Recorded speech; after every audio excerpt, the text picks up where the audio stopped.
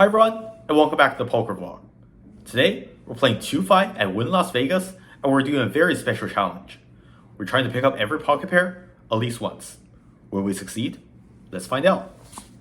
We fold our first hand, and the very second deal of the morning, we get involved. In this hand, low jack opens to 20, and appeal pocket aces next to the act on the hijack. What a blessed start. I make it 60 to go. Wynn is indeed an action property, as both the small blind and big blind cold calls. The initial raise are also calls, so we're going 4 ways to a flop with a pretty bloated pot already. Flop came king queen deuce with 2 diamonds, and it checks to me. Overall, this seems like a pretty decent flop for my range. However, I'm not holding a diamond, and there are a variety of cards that will improve my opponents on the turn. I decide to bet small here to 75, hoping to charge king x and draws. However, my bet didn't even get past one person before trouble arises, as small blind tanks and check raises to 225. Big blind and low jack both folds to make way for this battle. Damn it! Although I only bet a small sizing, small blind raised with 2 ranges still left to act, so I doubt he'll do so for value with the worst hand.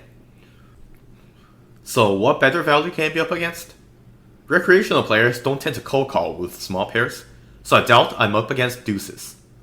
The opponent could have queens or kings, but I expect most of the opponent's kings to be 4-bet off. As for 2 pairs, I don't see him cold calling with king queen off or any king deuce, queen deuce, so there are only 2 combos of king queen suited. Overall, I lose to about 5 combos of thick value. However, I unblock diamonds, and there could be a lot of flush draws and combo draws that the opponent could raise. Given these reasons and the price I'm being laid, I call, hoping to see a blank turn. Turn thankfully cooperated as it came out 7 of hearts, changing nothing whatsoever. The opponent now bets out for 450, leaving 265 effective behind as he covers me. Right now, I put the opponent on either some form of draw or a thick value hand. If I just call, given how short he will be, he'll probably only jam a river when he hits or with his thick value, and end up leaving him with implied odds. So the only move for me is to shove or fold. Once again, I only count up to 5 combos of value hands he could have. Against a set, I have 5%, and against king queen, I have 18%. The weighted average is approximately 10%. However, if he has a draw, then I'm at least 70%. Since I effectively have to call a pause-sized bet, I only need 33% here. Does he have at least 4 or 5 combos of bluffs? I think he does. Even with just the diamond Broadway combos, which these people love to cold call with, there are 6. And if there's ever a sliver of chance he's doing this with random garbage, I have the odds. So I announce, All in. All in. I wasn't surprised when the opponent snap calls. Let's fade the diamond for sure. Other than that, no additional Broadway would be nice. The river came to offsuit 8. The opponent grabs his cards to the table before I even show mine. Shoot. He probably doesn't have a missed draw. I felt nervous for 1 second, then see what he had, and would never have guessed it in a million years. Ace-king for top pair top kicker. Wow, another ace-king I beat to start out the episode. I table to show the opponent that I had him crushed right from the start. Apparently I was the one who's being put on a draw, I guess. Phew, that would have been a disaster if I folded against this player type. Only 5 minutes after I sit down, I get gifted more than a full double up from someone who thinks top pair is the nuts. Time to cash out now to lock up an hourly of $26K. Just kidding, there's no way I leave the table just yet with how maniacal things are. I get passive for a bit due to not getting many playable hands. I started contemplating about what lunch I should go for to celebrate this win. Finally, after a couple overbids, I get involved again. In this hand, I'm UTG +1 and I look down at pocket kings. Can we get another double up from the same maniac? Still debating between Chinese and Japanese food, I absentmindedly raised to 15. And I didn't notice the straddle. I could have made it 30, but now the raise is capped at 20. Maybe someone would 3-bet me, right? Nope, there's no such luck, as 2 late position players call, and everyone else folds. Flop came 8-4-3 rainbow, so I have an overpair. A lot of my high cards missed, so I'll be checking this board a decent amount multi-way. I decided to check this one, since kings need less protection. If someone bets, I can decide between a check call and a check raise, depending on the action and sizing. However, action checked through. Now, I'm praying for a turn that is under a king. Unfortunately, the turn is not under a king. Fortunately, the turn is not over a king either, for it came of king of clubs, Bink, I now have top set, which is the absolute nuts.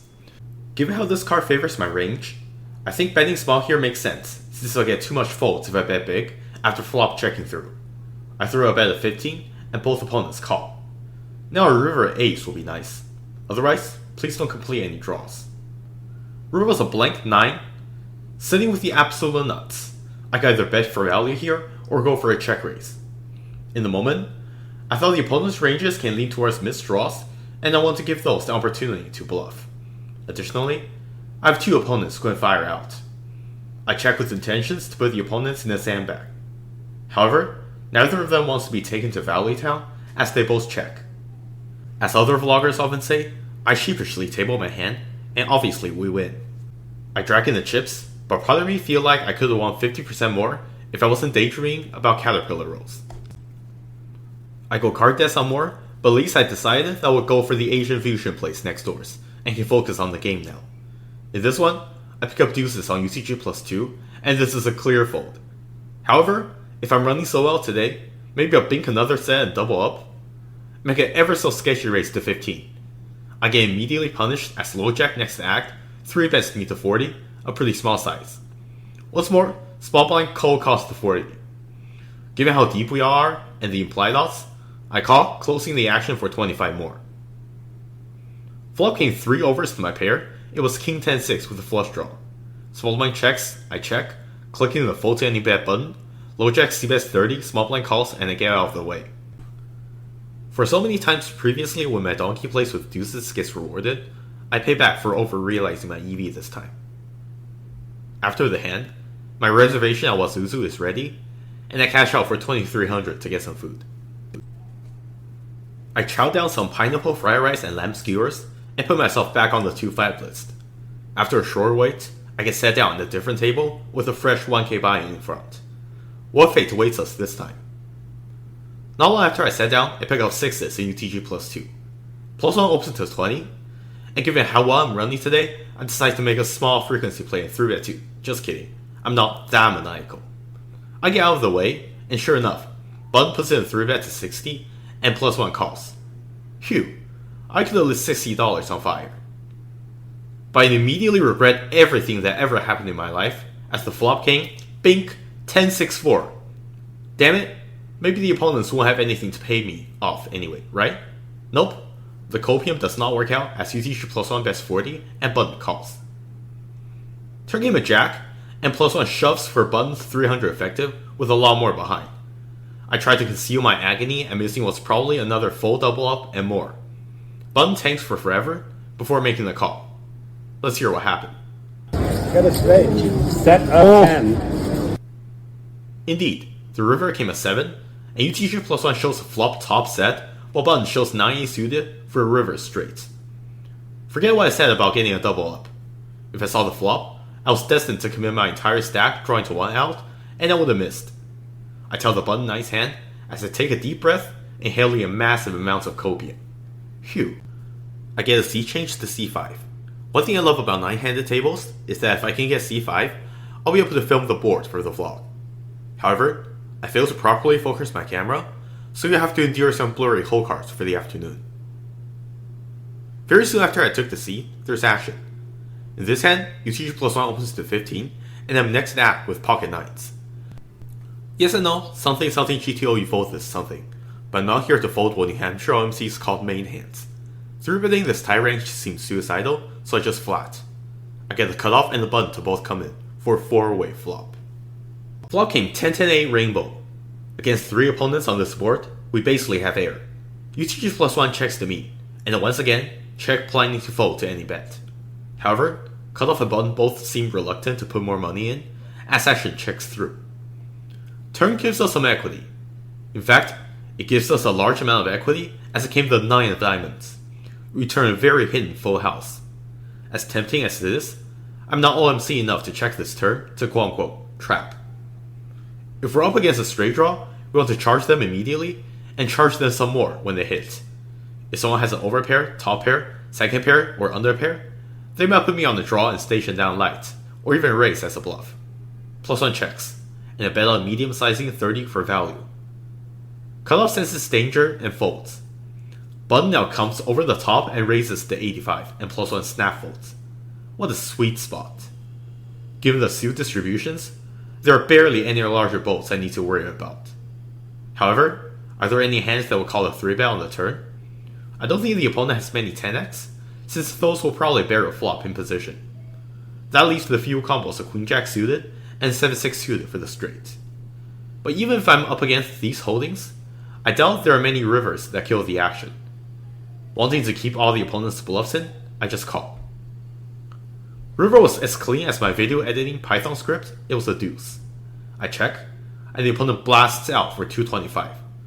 What a dream.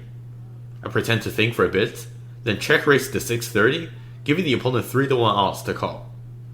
Despite the tempting price, the opponent is in agony. I try to remain very still and conceal my excitement while fantasizing about a 1.6k pot pushed my way. Come on, there's no way you can lay down straight here. Just call and let's get on with the game. The opponent started talking about how I'm not someone who was capable of having a bluff here.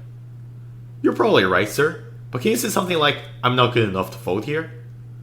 Almost 2 minutes go by, and the opponent flashes me Queen Jack off for the nut straight and asks me, Oh no, bros.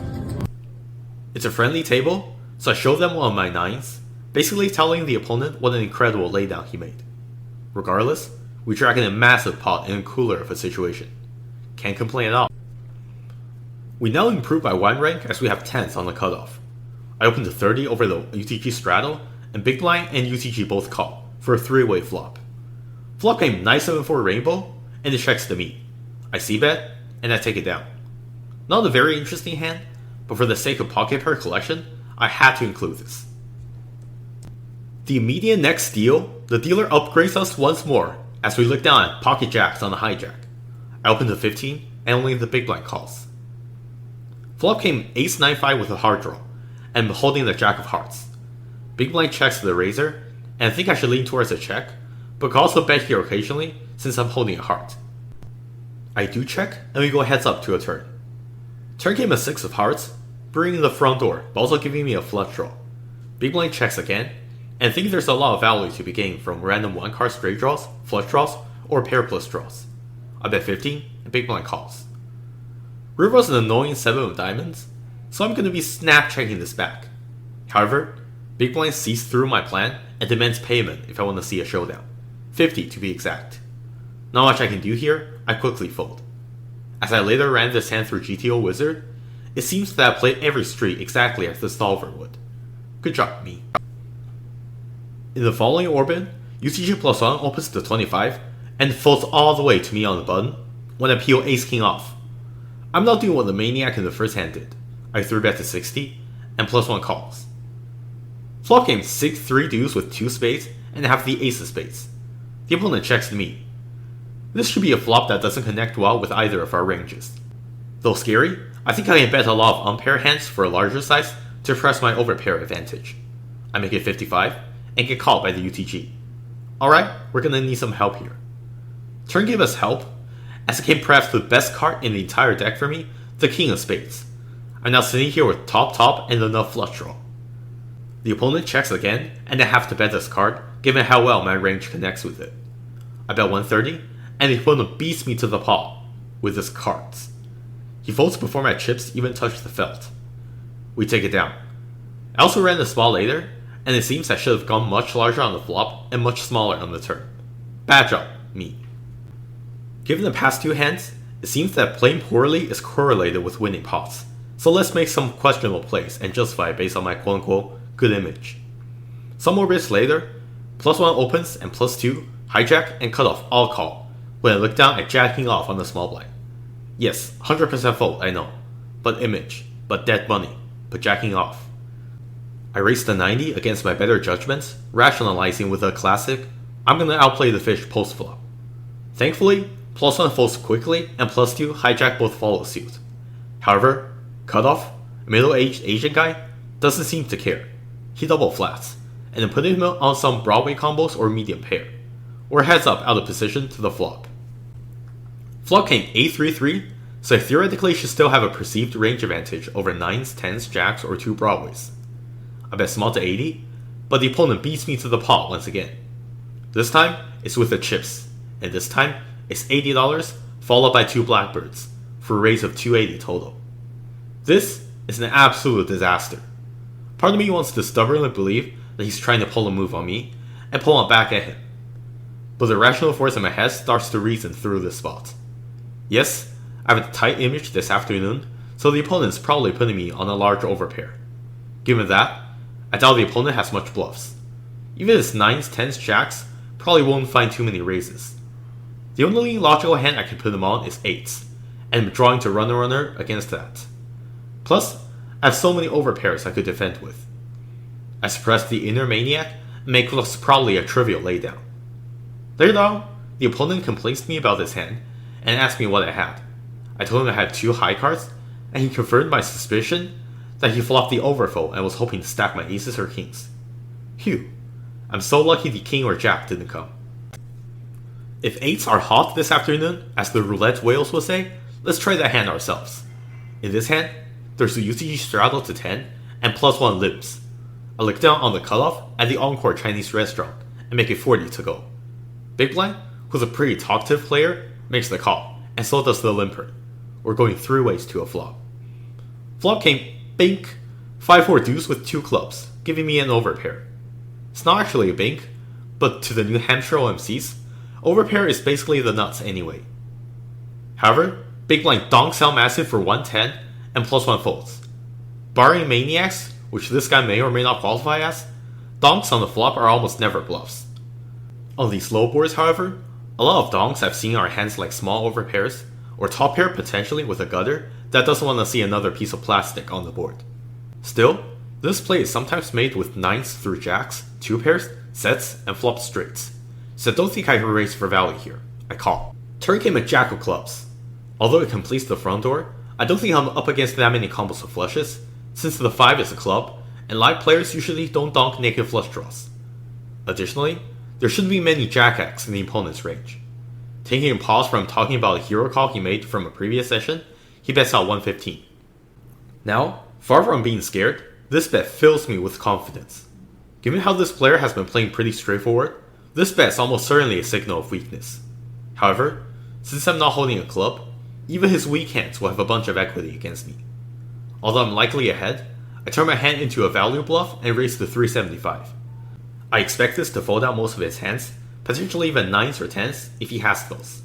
Additionally, I could occasionally get called by hands like ace-5 with the ace of clubs. Even if he calls, I could still bank the 1 outer for the 8 of spades, right? It won't come down to that as the opponent quickly folds. I make some speech plays with the opponent. You have a pair? No. Me neither. And show him a card. I think I did that. You did. Yes, I know I'm lying to my opponent, but this is poker, and this way, I can feel like I gave him maximum emotional damage. Now that we're done impersonating Steven, UCG opens the 20, and it folds all the way around to me on the big blind when I look down at King 8 suited. It's a friendly table, so I say, I know you have aces, but have to call. and call. I check and flow as the flop came King 9-7 with 2 diamonds, an absolute dream flop. What's even better is that the opponent barrels out for 20. I can either call or raise, and they both have their merits. Calling keeps in bluffs and leaves some strong flush draws in my calling range, while raising allows me to push my equity and get money in while I'm almost certainly ahead. In the moment, I decide to call for deception. Turn, bink, a red card, but there must be some printing error as the queen has hearts printed on it instead of diamonds. I check, and the opponent snap checks back. River, bink, another red card, but it's the 3 of hearts. Like my past relationships, my hand went from being super promising to just a somewhat average pair. Just kidding. Only an OMC will consider this hand average and check it. I bet 35 for value. However, the opponent quickly throws out racing chips to 65 before getting told by the dealer. 70 is the bet. Feels like I'm getting milked by a better king for maximum value. I tell him, Do you want to donate to you? and call. Opponent shows me only a 7 that he turned into a bluff, and table my hand, taking this one down. And for the next hand, I'm just gonna be lazy and play the original footage unedited. Hope you enjoy. See though. Oh no, here we go. You want me to take over? On the text? I'll send her a couple pics. I'll send her a couple pics. The D pics. She'll be happy. She'll be happy. I don't know. Yours might be too tan. Oh man. Isn't it weird though that it's like, whatever, I don't want to talk about the tan days. It's just weird that no matter how small my body gets, it just keeps getting tanner. It's not even in the sun. He said just fold. Okay. I'm going to raise this guy. How much should we make it? 15. I'm going to make it 60. 60. 60? So cheap. I play. So cheap I play? How much would you want it to be? I don't know. Make it 60. You have aces? I'll put you on ace king. I call. That's nice that he says what he thinks. I mean, this is like Daniel Negreanu at C5. 100. I put you on ace king. Can you beat ace king? Why do you think I'm calling? Because you have a club. Alright, try. You missed, right? Yeah, I think you missed. This much. That's a good amount. I agree. So I made it up.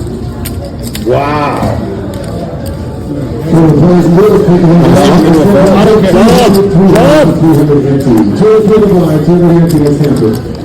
That was a good hand. I didn't have ace king. I think I was ahead. You think I had ace king? No, I think I was good. You made a good laydown. Yeah, I couldn't beat a king high, so you already showed me that I made it like that, and I already said you had the best hand. You'd be like the worst doctor. I come in and I'm like, dude, I just have herpes, and you're like, you have herpes. I'm like, yeah, I fucking told you I have herpes, and you're like, give me $75 for the visit. Come on, bro. Oh, I'm at a network. It's 400. Come on, we're gonna He didn't tell you 75 at the desk and then hit you for more. You said I think I had the best hand. You showed me a king. I said that was the best hand. You said I think so. I said yes. I told you it was the best hand. That's what just happened. You must be single. Are you single? Come on, tell the truth. I think you're single. That's my opinion. What's that mean? It just means you're single. What's it mean? It doesn't mean anything for what it's worth. You're not being single. One more fucking text message. Slow down, Freddie. Don't have it. See, I'm a fair guy. Fair number. I'm gonna get more chips for like the 8th time today.